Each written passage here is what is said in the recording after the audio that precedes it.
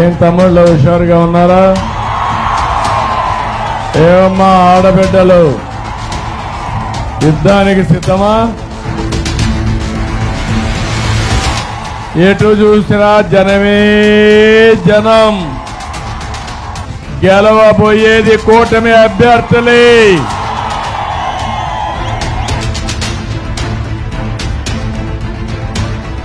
ఇప్పుడే ఒక అమ్మాయి వచ్చి చెప్పింది, సార్ ఈ పెన్తోనే మీరు ముఖ్యమంత్రి అయిన తర్వాత మీ ప్రభుత్వం కూటమి వచ్చిన తర్వాత మొదటి సంతకం పెట్టండి డిఎస్సి పైన. ఒక ఆడబిడ్డ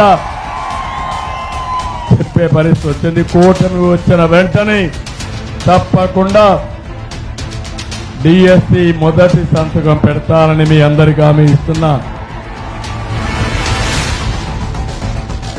నేను ఒకటే హామీ ఇస్తున్నా మీకు. 4 విషయాలు చెప్పాడు.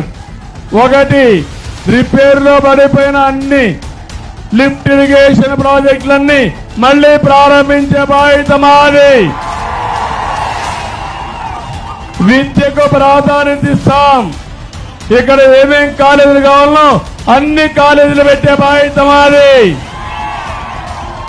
మీ ఆరోగ్యం కోసం అవసరమైతే ప్రభుత్వ ప్రైవేట్ పార్ట్నర్షిప్ తో బ్రహ్మాండంగా చేసి మెరుగైన ఆరోగ్యం కోసం వైద్య సేవలన్నీ అందించే విధంగా ఆసుపత్రులు తీసుకొచ్చే బాధ్యత మాది.